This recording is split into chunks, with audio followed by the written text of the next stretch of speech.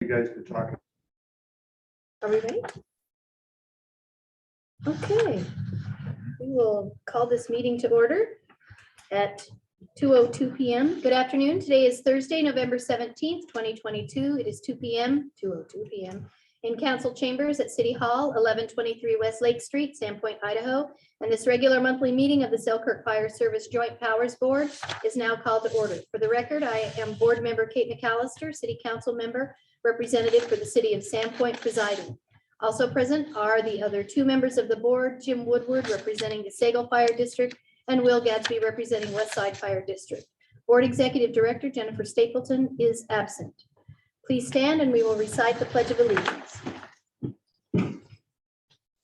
I pledge allegiance to the flag of the United States of America and to the republic for which it stands, one nation, under God, indivisible, with liberty and justice for all. All right. Before we proceed, I would like to announce that amendments to the agenda were proposed and posted yesterday.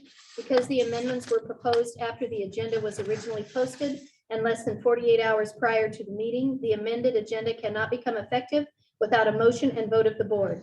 The amendments encompassed removing the executive session and adding a proposed resolution for a recommendation from the board regarding the MOU for an amendment to Article 14 of the 2021-2024 collective bargaining agreement.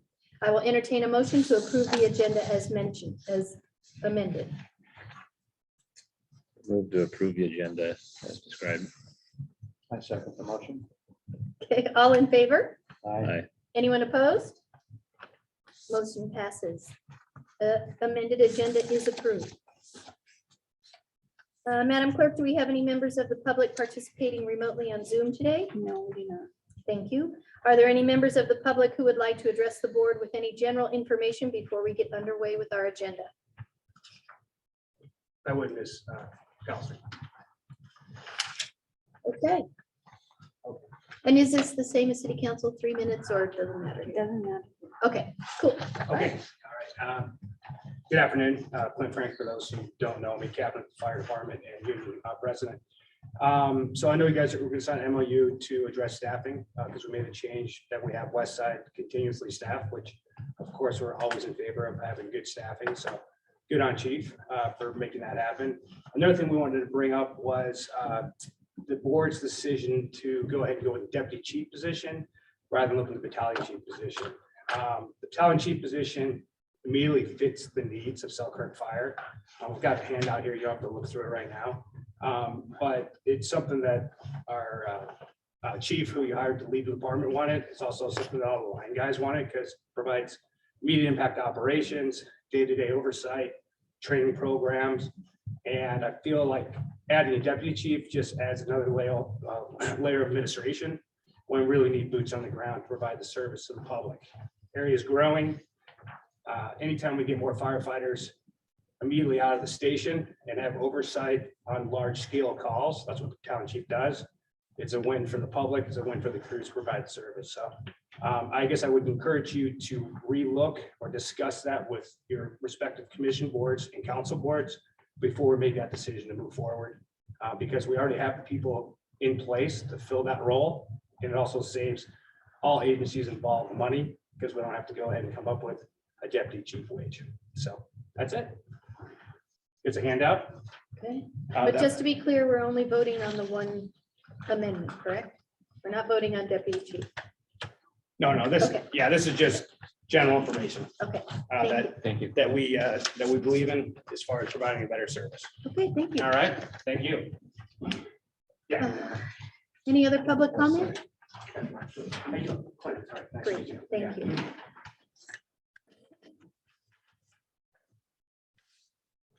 Oh, there it is, okay. Wait, are there any board or staff announcements? General announcements from anyone? Okay, I gotta put a plug in because we're having Santa Claus coming to town the day after That's in Thanksgiving. my report. I got it. Okay, good. I'm not All right, then I forgetting- will I'm not talk about it. forgetting it. I'm not gonna talk about it. Santa. All right, okay. Anyway. We will now proceed with approval of the meeting minutes from the September 22nd, 2022 meeting. I will entertain a motion to approve the minutes as presented. A motion to approve the minutes of the September 22nd, JPA board meeting. I'll second the motion. Thank you. Is there any discussion? All in favor? Aye. Thank you. Anyone opposed? Since there's only three of us. Motion passes and the minutes are approved. Thank you.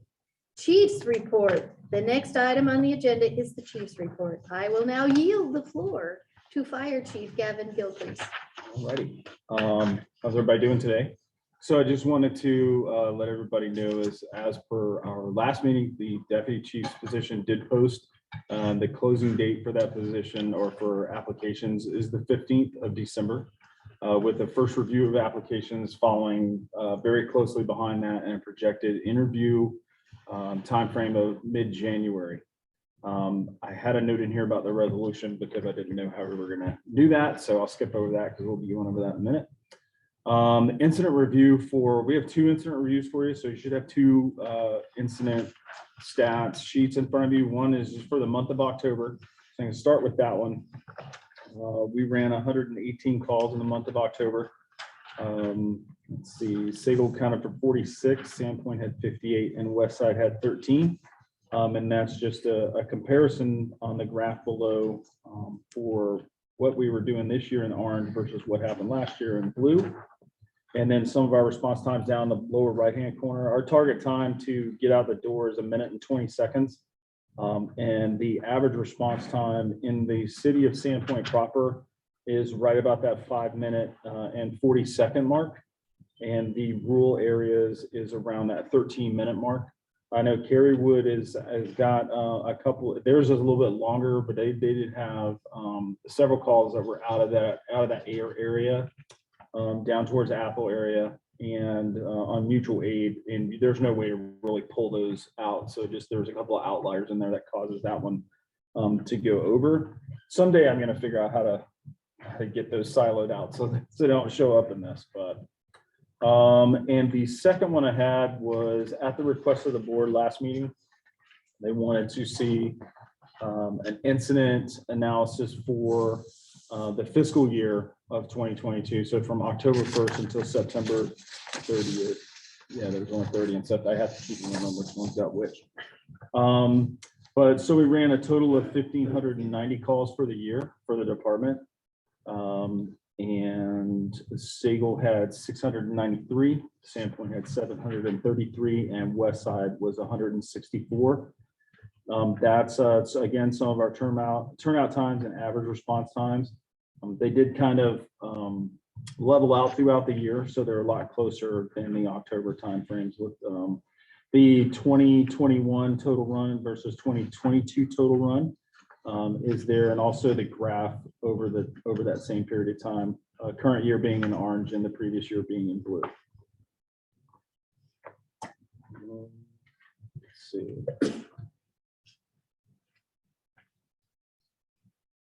Chief, can you help remind me Yes, sir. what there's a pretty significant difference between the 2 years? Right. So we had the majority of 2021, we were still running EMS calls for everything versus just the ALS or when we were called. But we had an abnormally high spike between that May and August timeframe as well. And last year, as everybody knows, we had an inordinate amount of brush fire calls that helped to kick that up as well. So that's the spirit. I think we're gonna, as we keep moving on, we're gonna see how it compares a little bit closer now. And I think we're gonna be I think our tracks are gonna be a lot closer now than where they were. It's almost like comparing apples to oranges at that point. Let's see. We have, again, some of our training that's coming up at the beginning of the year. We are hosting a training this coming weekend. I'm sorry, December 8th and 9th, not this weekend. That's a little further away. It has to do with mental health and wellness for firefighters and first responders. We've sent that, we'll be hosting it here on Friday and Saturday. But we have sent that out to all the other departments in the county, the Northern Idaho Fire Chief. So basically all 3 counties on that side, police departments, dispatchers, anybody that's involved with first response, EMS, just to try to get them in here and, keeping up with our mental health wellness is just as important as keeping up with the physical health side of it. So we want to make sure that everybody has, every avenue that they can to recognize, help their peers out, as also as self-awareness as well. So that class is being put on. There's 20, almost 20 counselors between the 2 days that will be in here teaching different modules in those courses. So Chief, might I ask a question? Do we have anybody in Sandpoint, like a specific counselor that maybe is dedicated? The only reason I ask this is because my daughter-in-law in Boise, she is attached to the police and fire department, and that's what she does, is she's a trauma counselor in it for them. And so I thought that's a really great idea, but I don't know that we have those available in Sandpoint, because I know they're high demand. yeah, we have a network that's available to us. We do have a couple of our folks that are trained counselors, as well as there are some fantastic counselors up in Boundary County. Okay. So we kind of coordinate between, I say, the network, and then we kind of get them pointed in the right direction. We do the initial stuff, and then we pass it off as needed as it moves, as it moves and escalates on whichever direction. We do. I can't remember the name of it. Someone told me, and I can't remember the name of it off the top of my head, but they're one of the ones that's helping to put on this this training that's coming up in December. This is part of that same network. So Okay, yeah, good, because I do think that mental health is just as important. So Absolutely. Thank you. Do we have a chaplain? yes, we have a chaplain, Karen Machik, as well as we also have utilized the Bonner County Sheriff's Office chaplaincy. Those are the two that I'm aware of. Some of the other departments have their own, but those are the two primary ones that we would contact if we need to. Let's see. Again, more training coming up. We at the first of the year, we'll be putting on our EMS basic course. It's not solely it's for a couple of our people, our residents or volunteers, but we also have several agencies that we respond with regularly on mutual aid. They have their folks that need to go through it as well. These classes are very hard to come by, so we're very happy to be able to host it. And they're basically just going to cover the cost of the class. Our folks are teaching it, and we have a couple of instructors from outside the department that'll be teaching it as well. And they need to teach X amount of hours to keep up their certification. So we're trying to set it up to, so we're keeping our costs down as far as these guys will be able to do it while they're on shift on specific nights, and then the other folks coming in to teach when they can. We're also doing a Fire Officer 1 class, which is one of the classes that our folks have to sit for promotional exam to be able to move to officer. We haven't had one of those here in a little while, so we're going to do Fire Officer 1. Eventually, we'd like to add a Fire Officer 2 to that, but just getting everybody on the same page with Fire Officer 1 is a pretty big step. So we have opened that one up as well to folks outside. So we're hoping to get some of these other folks in here.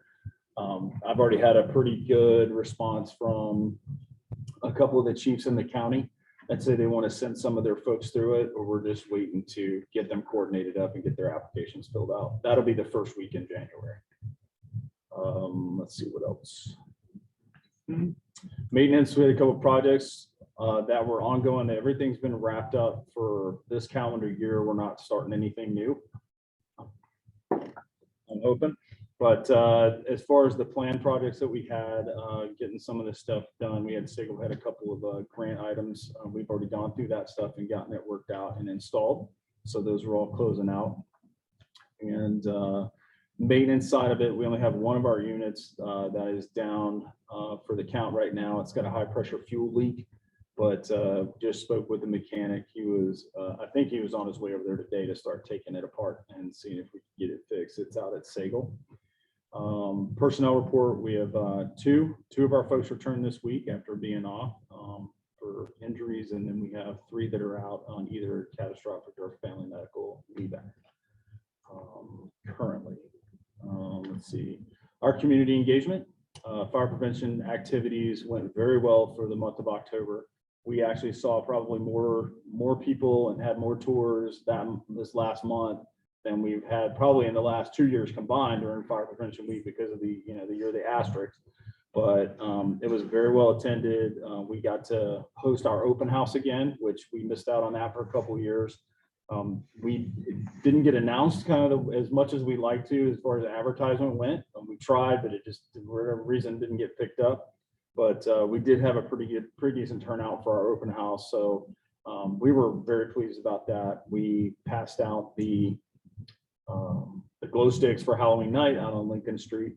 And this week we are crews are volunteering some time at Bonner County Food Bank to pass out Thanksgiving turkeys and dinner.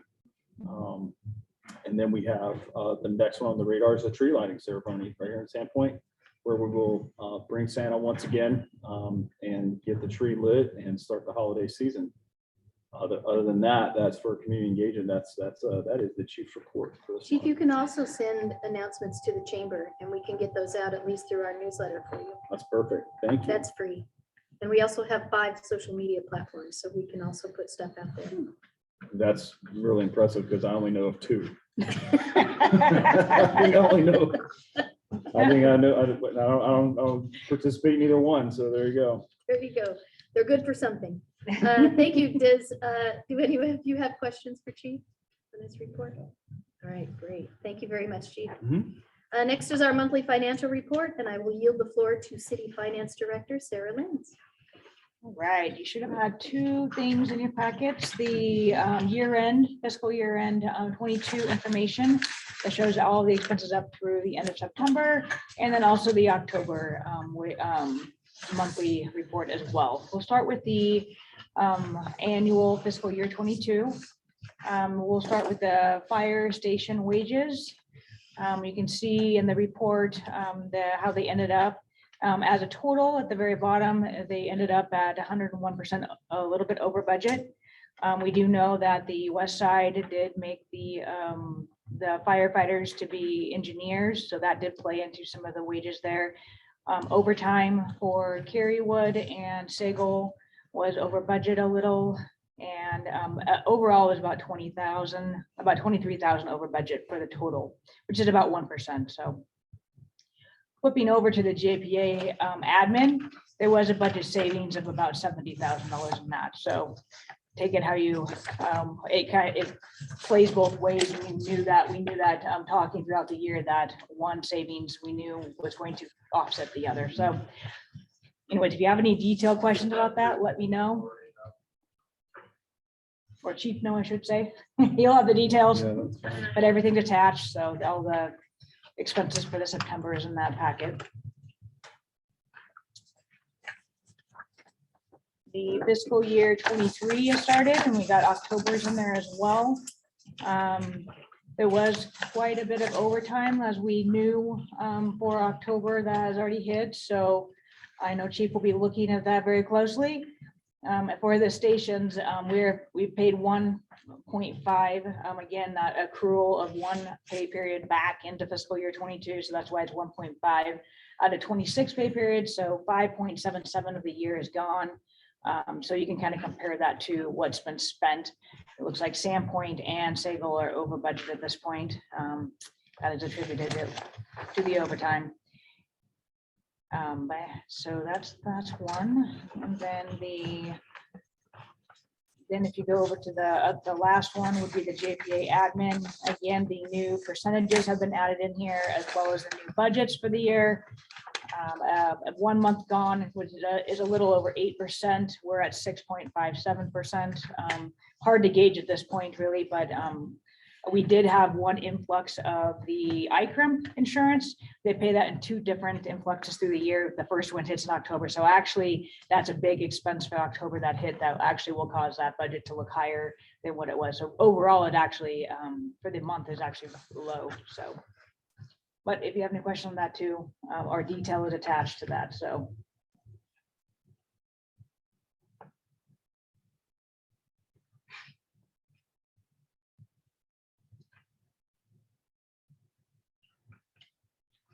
We had Sarah and I were talking because one of the board members from Sagal had a couple of questions about the numbers and how they were reported out on the sheets.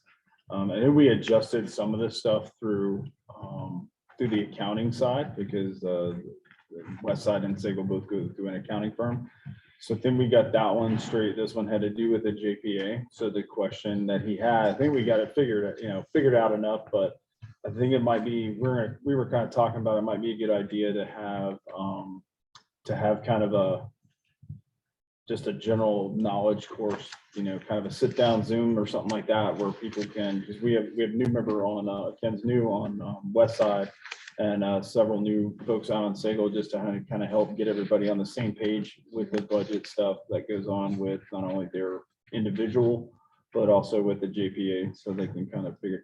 I was looking at it and it had me like, well, I found the number and I was punching it up and was like, this is what it should be, but that wasn't it. It was that my number was actually over, but it ended up being A credit that. yeah, there was a credit in there that wasn't showing, Yeah. and I didn't, but then it's like I couldn't find it, so.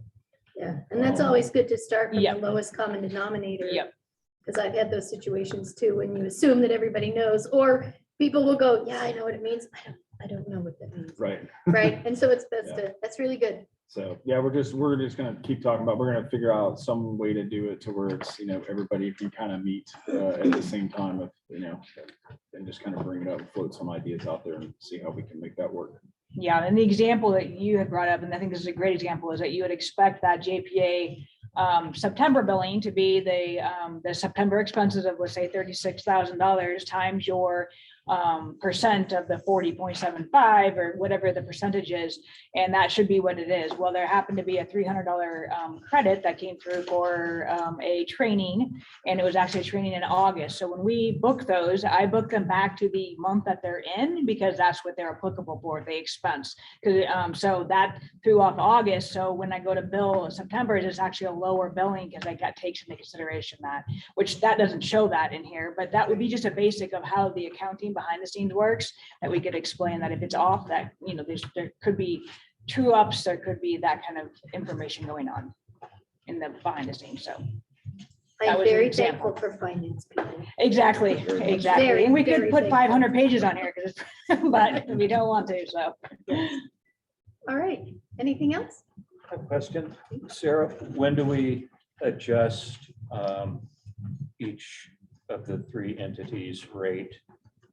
Is that going to be an annual adjustment after the That's- fiscal year? Is that something you're That's working how on, the or- JPA has it written into it, that it is adjusted and it based, so when we went through the budgeting process and the gathering of all the information, one is looked at as the market values of all the houses, so that I was working with the audit or the assessor's office, we get all that, and that was proposed with that. So inside of that is that new rate Okay, with that budget. So basically that was adopted and then now it's applied into.